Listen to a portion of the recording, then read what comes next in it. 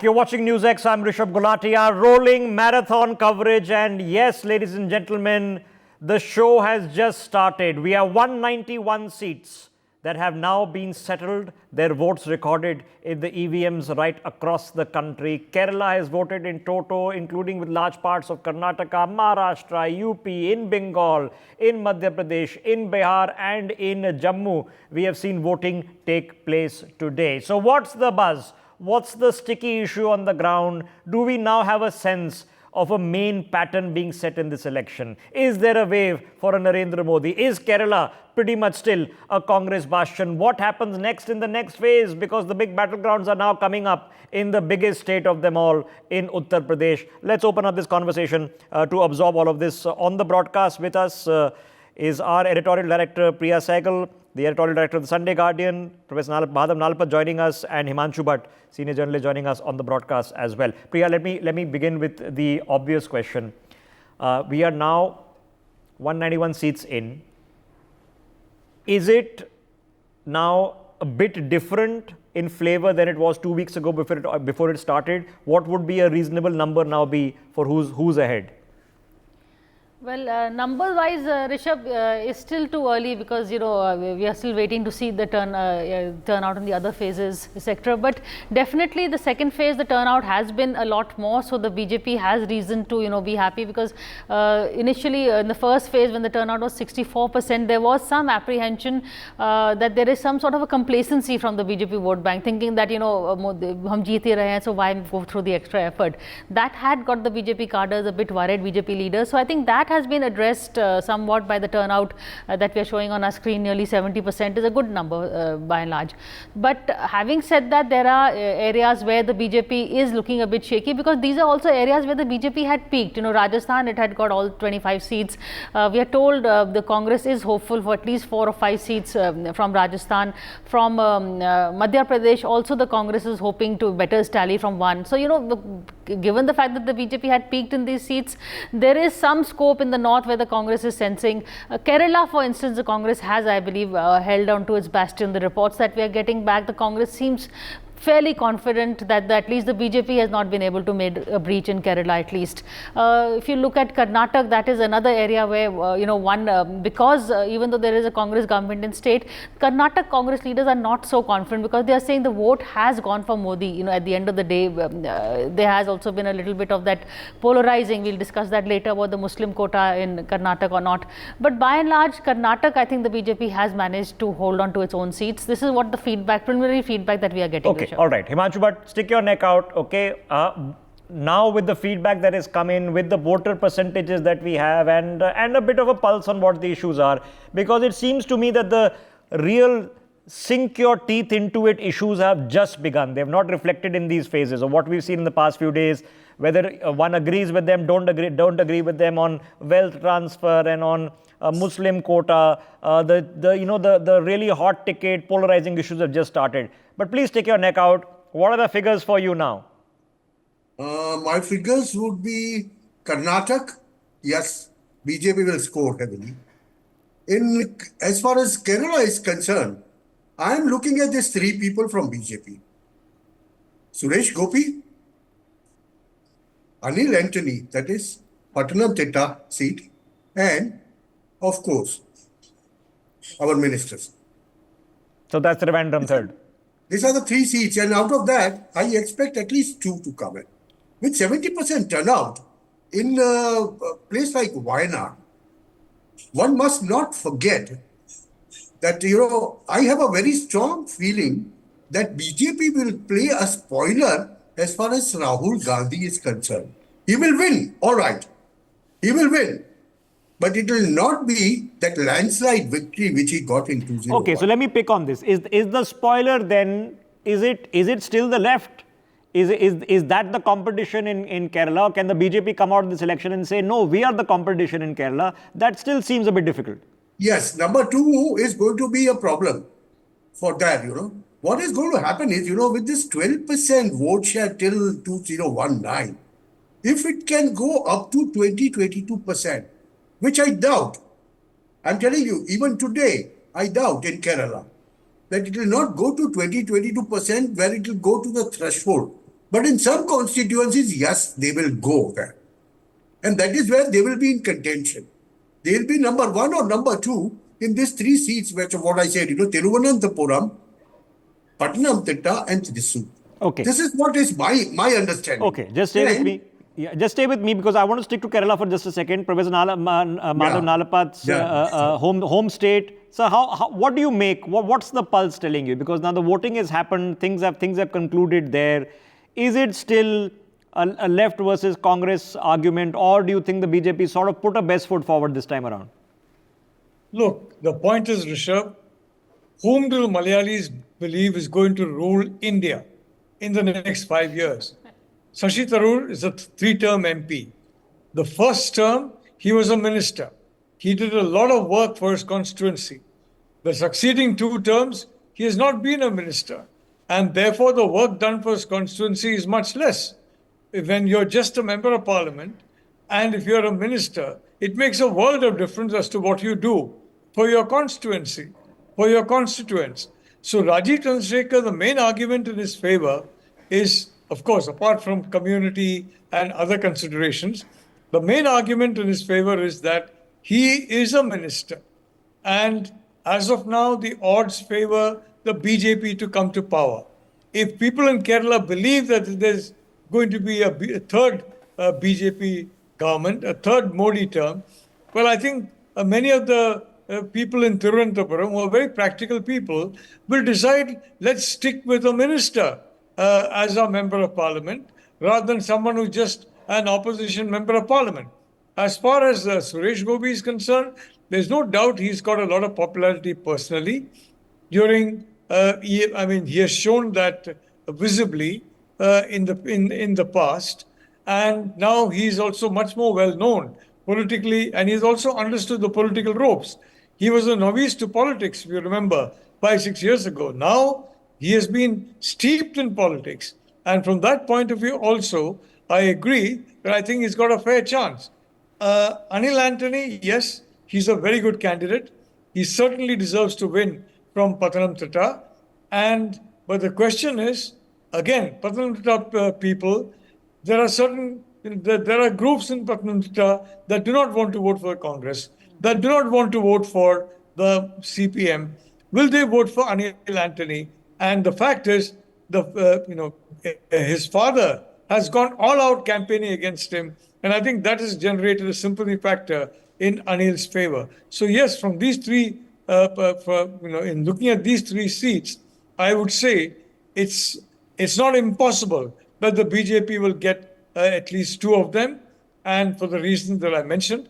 So that's what I believe. Okay. And if they cross the 20% mark in Kerala, well, I think that's quite a major margin. Ladies and gentlemen, there is a threshold. Okay, so once you hit that 18-20%, that's when the seat conversions start happening. All the way up till the mid-teens, it's only a percentage game. You'll never win a seat. And that threshold is important, but a win is a win, and that's what counts. One seat is what counts. So we are looking now from this analysis, okay, or this conversation, that out of the 20 seats in Kerala, of which the UDF, led by the Congress, won 19 out of 20 last time around, that it is still them number 1.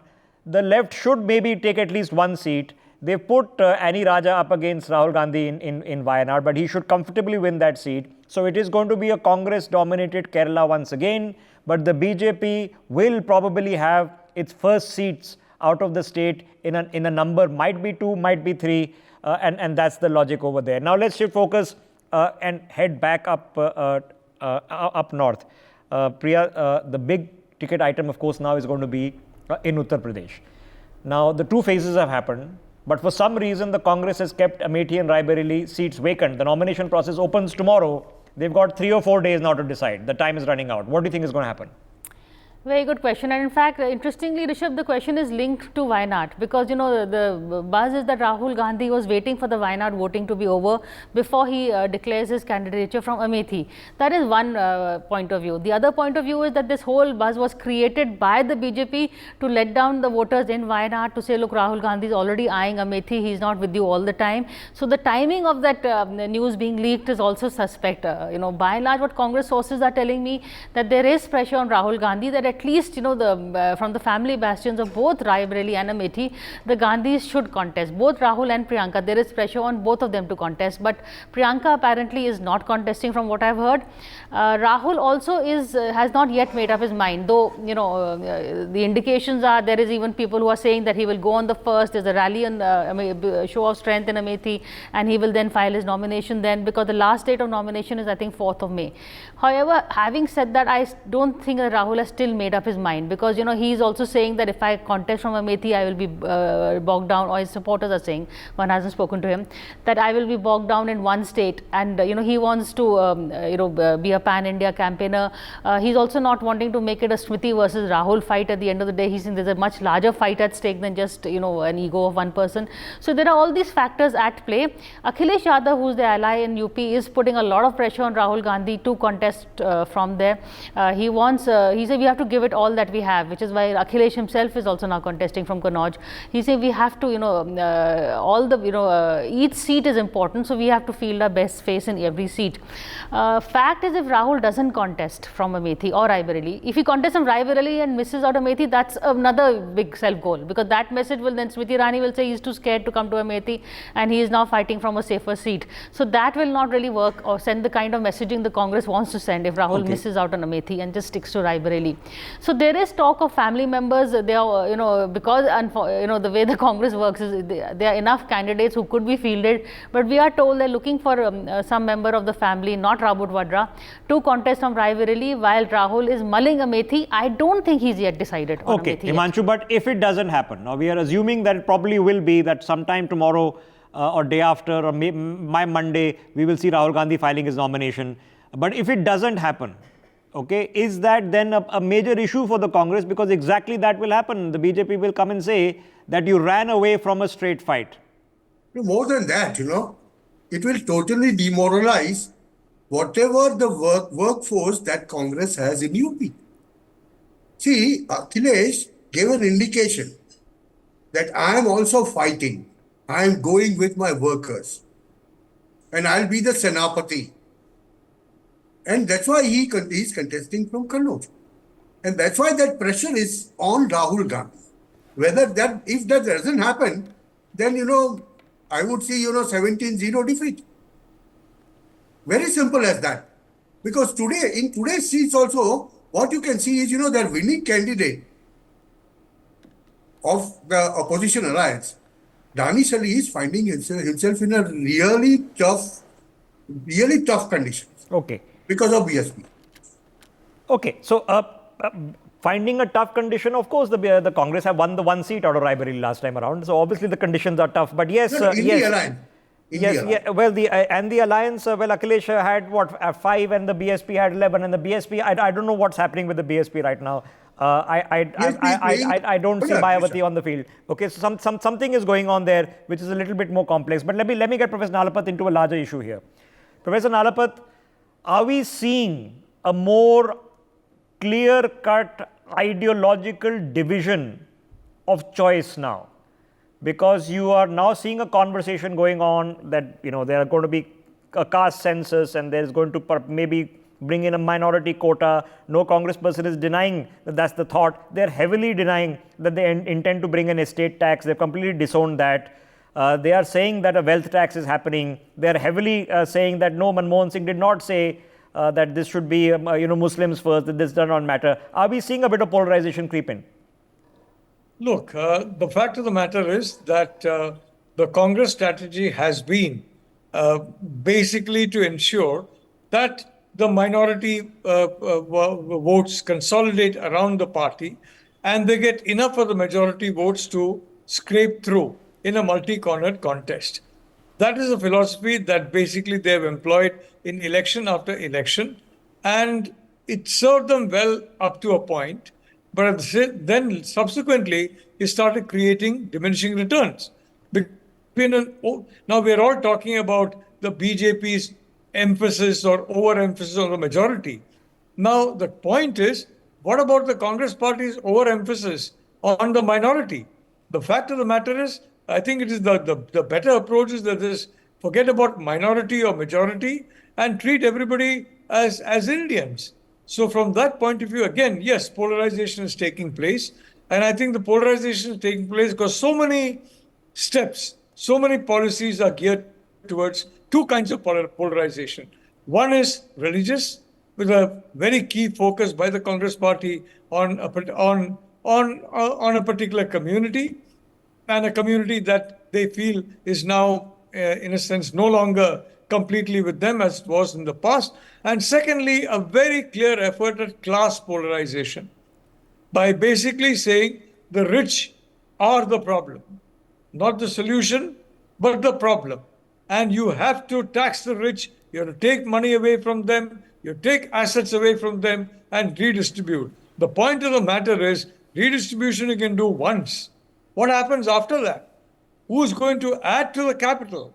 So again, Rishabh, the central point is, what is your view of the last 10 years of Narendra Modi? And do you believe that Narendra Modi's performance over the last 10 years merits him getting a further 5 years in office? You know, I would completely agree with you, sir, that for the first few weeks of this election campaign, including the first phase, that was the only point of conversation. This time, it is Narendra Modi as Prime Minister himself and the BJP that is pointing out to the other points of conversation, that if they come in, they might do this, they might do this, they might do this, they might do this. So be wary about the alternative. So let me now pose a different question to Priya.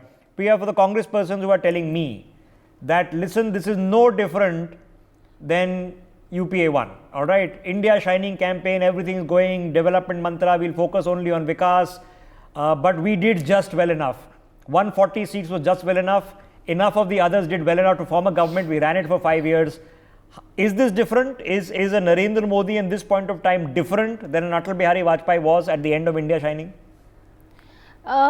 Yes, because Atal Bihari Vajpayee, the whole idea of India Shining was the billboards, the very rich, when the billboards reached the poor and the rural areas, there were a lot of people said India is not shining for us. They felt it was a phenomenon limited to a very few, that's why they felt left out. The India Shining campaign actually boomeranged on the BJP because it wasn't felt as an inclusive campaign. Here Narendra Modi, with his welfare schemes, with his, free rations, etc., subsidies, has reached out to the last mile connectivity, to the last person in the queue, or whatever the phrase is. So he has managed to do a larger reach out. In fact, his target is more, his focus is more on welfare economics and reform rather than economic reforms. He is giving, he's actually taken a very socialist model. The Congress model really is what he's also adopting, and in the terms of the freebies and terms of all the reach out schemes. So in that sense, I think the Congress, we can't compare it to what happened with the UPA and India Shining. Neither can we compare it to what happened in 2004 with the Congress, because at that time there was this whole corruption bogey. This government hasn't been hit by a single corruption scam at the end of the day. So, there is a lot of differences. To say that us samay ye hua tha, now 10 years later, this is what's going to happen to, it's not going to be the same story again, which is why, while we don't see a huge wave in this election, a lot of people are commenting, and I agree with, there's not that same fervor that I saw in 2019 especially, or 2014, but definitely there is a slight Modi fatigue, but there is still not anti-Modi, the anti-incumbency. So what becomes then the best case scenario, Himanshu Bhatt, because we discussed the BJP numbers because they are the party to beat right now. But if you reverse it, then what are the Congress numbers? Because if they're sitting at 50-55, okay, what is the improvement? Are we looking at a triple-digit improvement? Because I don't see a stable government being formed with a Congress at the lead unless they make it to at least 130, 140, at least to triple digits. From the conversations we are having, that if Kerala stays the way it does, maybe you pick up a few in Maharashtra, maybe you pick up a few in Haryana, maybe you pick up one or two in Rajasthan, you won't pick up any extra in Gujarat, you're not going to pick up any extra in UP. The party itself is still looking at 70, 75 in the best case scenario.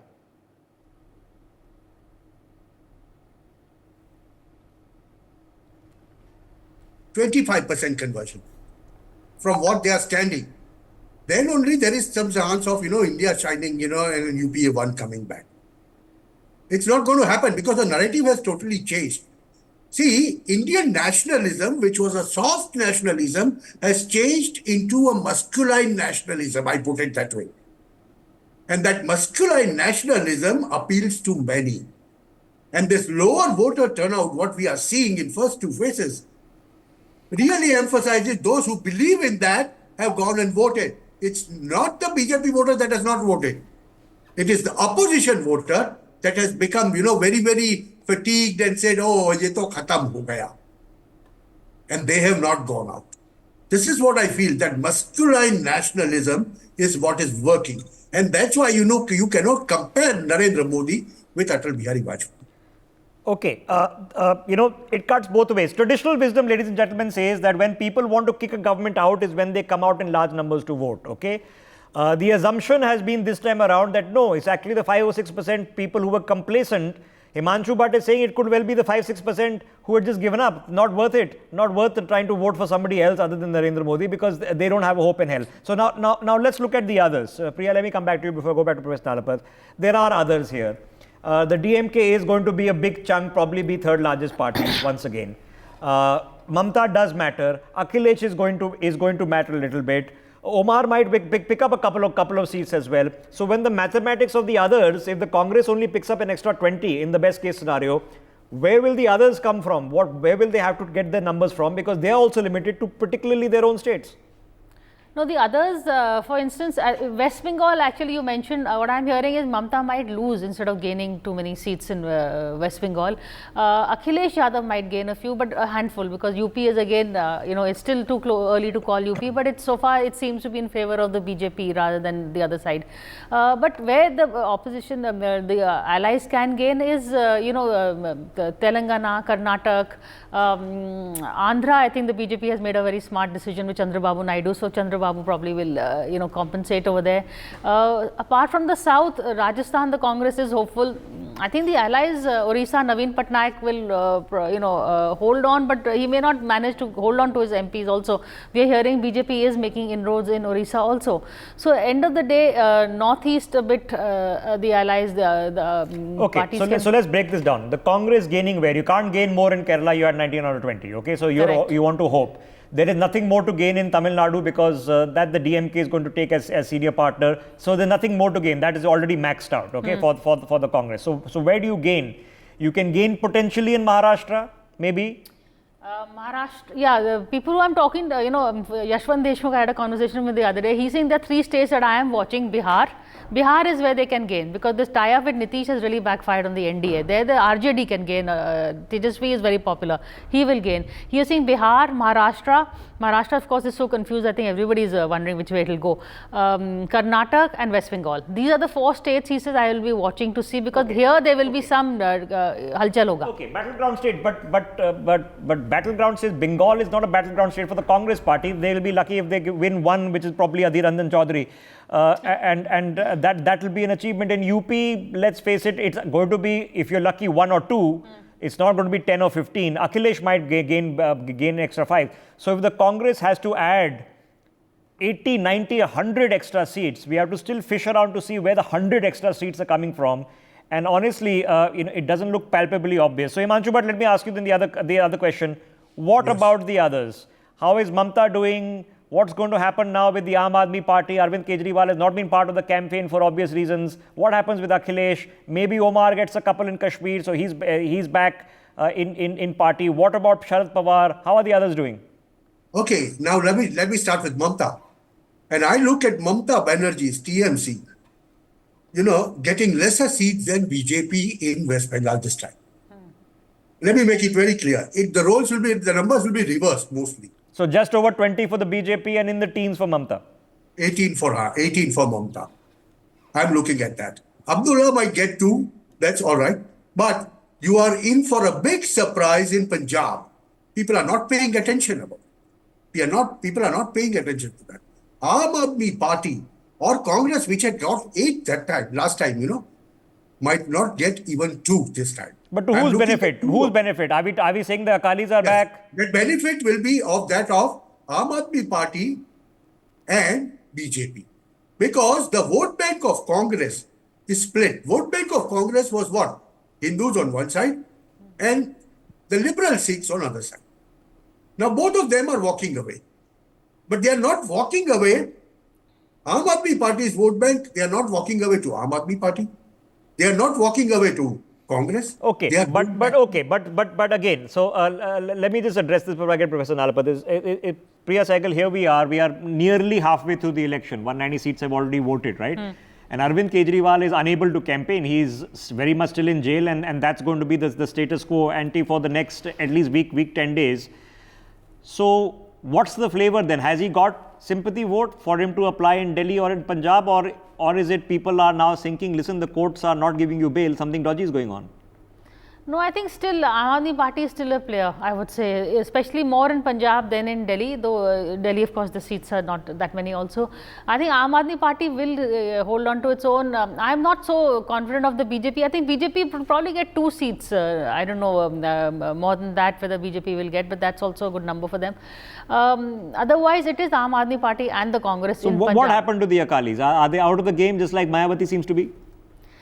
What is happening is, it's actually it's pretty interesting what is happening over there. The Akalis feel they are in the game. They are, which is why they also said no to that tie-up with the BJP. I don't know who said no, but obviously everybody wanted a larger number of seats, so that tie-up didn't happen. Akalis feel that they are very much in the game.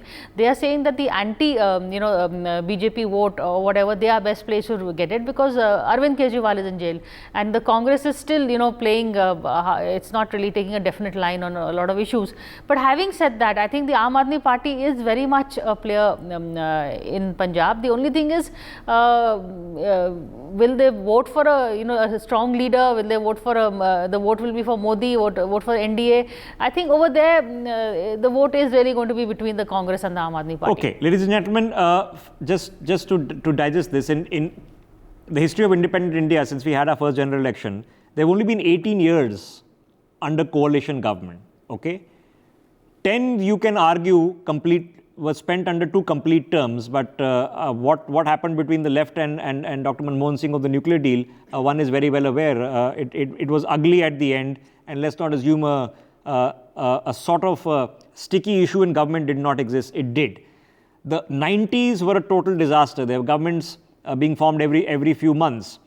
So, Professor Nalapat, if the Congress can't make it to triple digits, because again, then we have to find 50 extra seats, and those 50 extra seats, where are they going to come from? They're not coming from UP, they're not coming from Bengal, they're not coming from Tamil Nadu, they can't come from just Andhra and Telangana, they are not going to come in Gujarat, they're not going to come in Rajasthan, they're not going to come in MP, because you're looking at handfuls here, not 50, 60.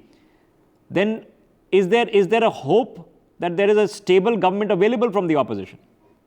Well, they are basically banking on a consolidation of minority votes and a feeling of class struggle by saying that we are going to finish off the rich and therefore the poor should work with us. Now, regarding Kejriwal, don't forget, he's in jail because of a case filed by the Congress party.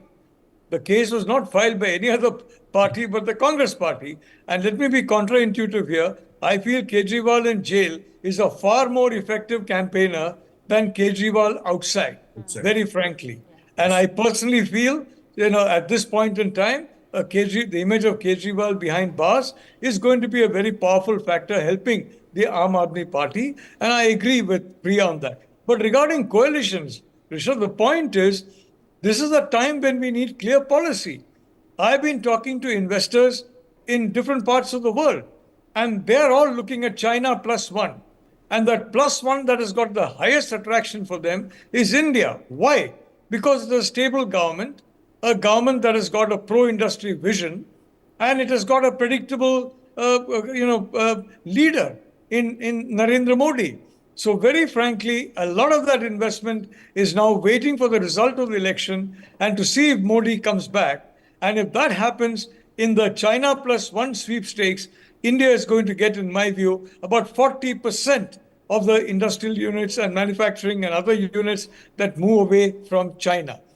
So that is where this particular is very important. And now, Rishabh, the main point, let's assume that the India coalition comes to power, India alliance comes to power. You've got coalition partners who will be more powerful than even the Congress party with triple digits. The DMK will go its own way. The other parties that are part of the coalition will go their own way.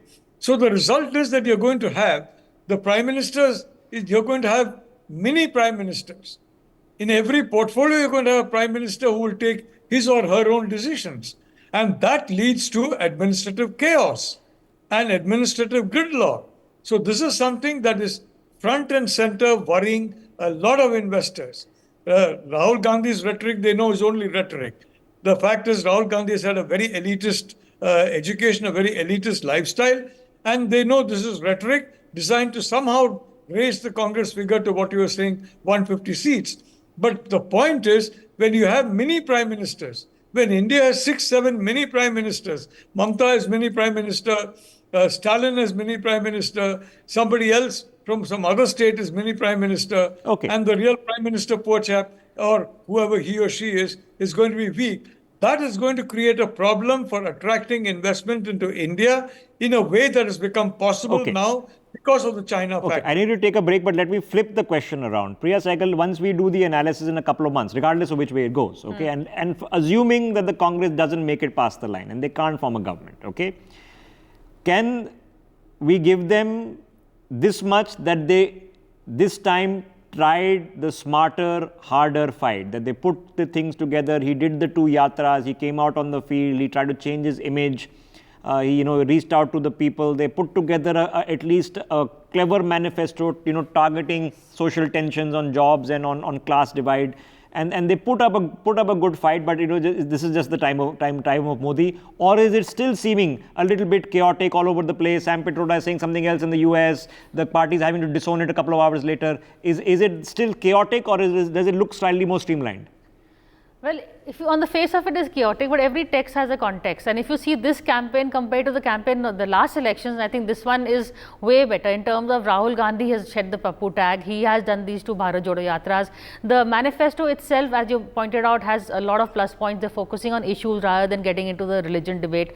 There's also the fact that even Rahul Gandhi has stopped at least the name calling, Chokidar Chor hai, Rafael deal. He's also moved on. He's realized that attacking Prime Minister personally is not working. I mean, he's done a little bit, but less. I agree. Little bit. There's done Bagoda and a few other epithets have been shared, but it's been less. So it seems like it's been cohesive. But then why only come and contest maybe 330, 340 seats? Why not go whole hog? No, that is a smart move because they are claiming the resource crunch. There's also, in terms of the seats where they are not confident, they are letting the allies, the India allies alliance people fight. So that I think is a smart strategy instead of fighting each other, because if there is they are at least combining to take on the BJP in that sense. So I think that is the smart move. Congress is not, despite its pan-India presence, it is not strong organizationally in all the states. There I agree that it is not a bad move for them to make. But having said that, Rishabh, one quick correction, point to make on your coalition thing. The coalitions are not, we haven't done too badly in coalitions. Narasimha Rao was a coalition.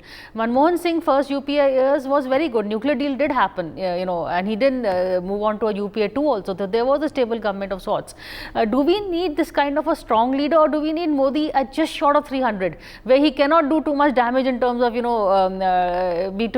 demonetization and other such moves, but he can actually do some kind of policy planning where he will be, also taking in views of others. Right now what is happening is almost an authoritarian kind of a government. So we need, I think, we need a majority government, 270 plus, but I think just short of 300. And a lot of BJP people may agree with me. In the likelihood of who is going to form the majority government, you're not expecting the Congress right now to get 280, 290, because that means they'll have to have a near % strike rate, that every seat they contest, they'll have to win, which doesn't seem to be in the position right now. Okay, last thought, and let me start with Himanshu, but for a takeaway. Himanshu ji, now in the straight head-to-head contest, because in the end, there's a head-to-head contest, the national picture, but there are states. The one you're sitting in Gujarat is a straight head-to-head contest. Rajasthan remains a straight head-to-head contest. I know there are some Aam Aadmi Party voters now in Gujarat as well, but Madhya Pradesh is a straight head-to-head. Haryana most likely will be a straight head-to-head.